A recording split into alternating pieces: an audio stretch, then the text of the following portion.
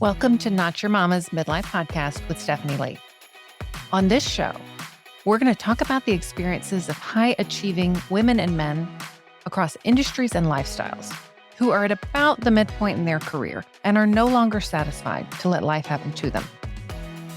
Together, we're going to purposely create the second half of our lives by addressing burnout and overwork, by getting clarity on how we're creating the experiences of our lives, including how we're keeping ourselves stuck, by articulating what it is we want for the second half of our lives, and identifying a plan to achieve it.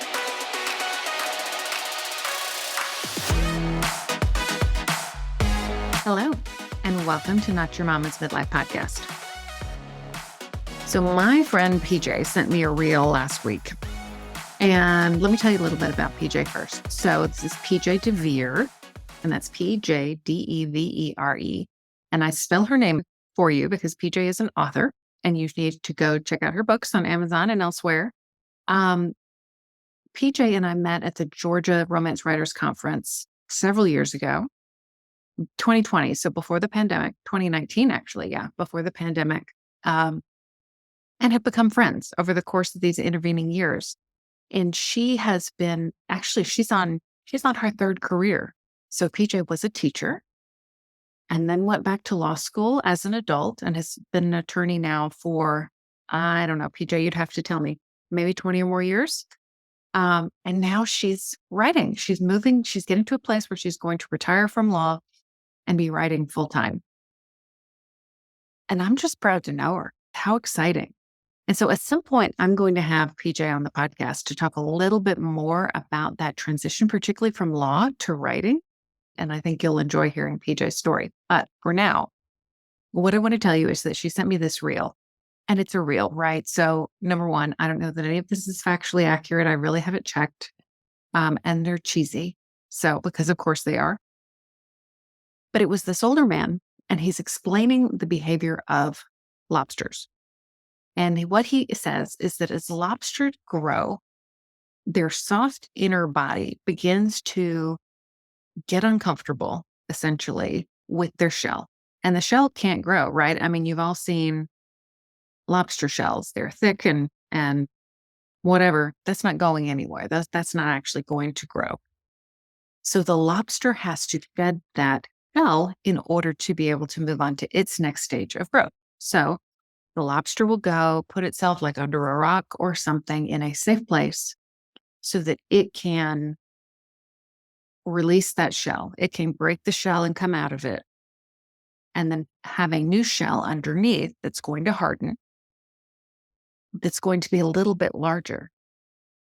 And then when that lobster keeps growing and that next shell starts becoming tight and uncomfortable, they're going to go back to a private, safe place.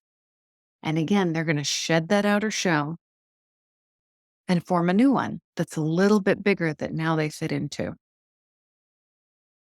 And it goes without saying, right? Of course, I found a way to think about this in the context of our lives and the things that we experience. And I think about my clients. I think about a woman that I talked to last week with a multi-decade career who is now sitting up and realizing she's completely over it and wants to not be doing what she's doing, wondering what on earth is wrong with her. And then I have another client who has been in several different careers, very motivated, very type A individual who has found herself sitting around not doing the things she wants to do. She can't get herself to take action. And she's wondering what's wrong with her. And I think about our tendency to wonder when things get a little bit uncomfortable, when things aren't the way that we expect them to be, our tendency to look inward and say, what's wrong with us? We think, I might be depressed. This might be like a midlife crisis. Maybe it's perimenopause.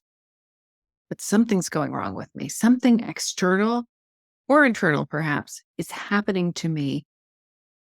And it has gone wrong and I need to fix it. So what are the things that I might do to fix it? So I might need to get my head on straight. I might need to talk to some friends who are going to give me some tough love. I might need to get medicated, but something about this situation is broken and now needs to be fixed. And I wonder, what if instead we recognized that these times, these seasons of discomfort don't really mean that anything has gone wrong? They might be indicators that we're growing. And there are pieces of our life, there are ways that we have shown up in the world, there are relationships that are a little less comfortable than they were, that might now require a little renegotiation, a new shell, if you will, to be developed, a new structure, new scaffolding for our lives that's a little bit bigger than it was before. We know as we age, whether we have sort of that midlife spread situation going on or not, we know that our clothes are going to begin to fit differently, right? And it would be a lie if I said when our clothes fit differently, we don't think there's a problem that needs to be fixed. Certainly, we think there's a problem that needs to be fixed.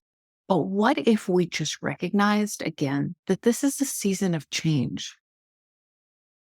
I'm continuing to become. I read something that I wrote, and this may actually be repeated in an email that's coming up if you're on my email list. If you're not, you want to sign up for my email list. But what if we purposefully chose to grow as much from 40 to 80 and beyond as we did from 0 to 40, from birth to 40? What if we recognized and expected intentional growth? And we recognized, in fact, the growth is pretty uncomfortable. Do you remember when you were growing as a kid and as a teenager? Do you remember realizing your shoes were too small again? Maybe that coat that fit last season didn't fit anymore. Maybe your body started feeling very strange as you were going through puberty. You didn't feel great. All of those indicators of growth that we experienced as kids and as teenagers. Why do we think all of that's over? Especially for women, right? Because we're going to experience hormonal shifts that are basically the unwinding of the puberty situation over these years. Of course, things are going to get uncomfortable.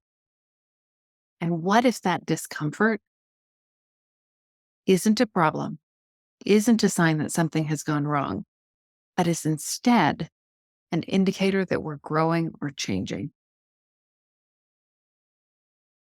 I talked in the very first episode of the podcast about the fact that change is good. But we often, as adults, think that if we want change, we must be saying there's something really bad about what's going on in our lives. And I'm not argue with that entirely. I'm going to say I think it's developmentally appropriate for us to continue to change and shift. Of course, we do throughout our adult lives. So, where in your life are you beginning to feel a little bit uncomfortable? Where in your life is your shell not fitting as nicely as it might have before? We're influenced by the things that we consume. And I don't just mean food and drink. We're influenced by the media that we consume, certainly social media and television, the books that we read, the friends that we're around, and we grow. And what if we took a look at this growth and viewed it as a primarily positive thing? What if we expected it? What if we applauded it? But what if we recognized that it was when it was present, it might be a season of some discomfort?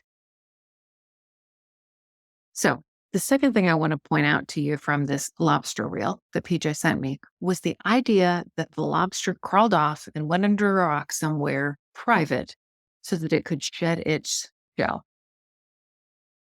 Not knowing anything about this, I have to assume that when the lobster sheds its shell, it's pretty vulnerable. If I understand correctly, they get like a soft shell underneath that's going to harden over time. So they've gone to a safe place so that they won't be injured or killed while they're shedding their hard outer exterior. Something that I have observed in myself is that when I'm going through changes or seasons of growth, I tend to withdraw a little bit. I was in a couple of different coaching groups in the spring, and I found it was really just so compelling to me, almost an impulse, that when I was sort of sorting something through, I pulled back a little bit. I didn't participate as much. And I thought there was something wrong with me for that, because I'm a good student. I've always been a good student. I show up and do what I'm supposed to do. And I found myself withdrawing. And one of my coaching colleagues said, "Well, what if that's actually just part of your process? What if that actually, is not an indicator that something has gone wrong?" And I began to look back over my life in different seasons of change and recognizing how true that is for me. And I called it cocooning, but I like to pull back a little bit and to spend more time being reflective when I'm sorting something new through, when I'm deciding what comes next for me, when I'm reflecting on my life. I like to keep some of that inward. And some of that is because of my own desire to really tune in and to hear my own voice. It's not that I don't want to hear the voices of others around me and that I don't want to have input from family and friends into what's going on. But there are early, sort of formative stages where we're shifting and changing as individuals or when something's going on in our life. For me, where it is important for me to tune in and to really get clear on what I think, what I feel, so that I'm not then volleying that off of what somebody else, my friend, whomever, thinks or feels about what is happening for me, what their observations are. I don't actually want input at all of those stages along the way. And you know what? That's okay. It doesn't mean that I won't want input later, but it's perfectly fine for there to be those times when I want to draw into myself, much like the lobster under the rock. It may be for you, this time of kind of withdrawing and stepping away may not be necessary, but maybe for you, as you're shifting and changing, you want to be very mindful of the friends that you do surround yourself with.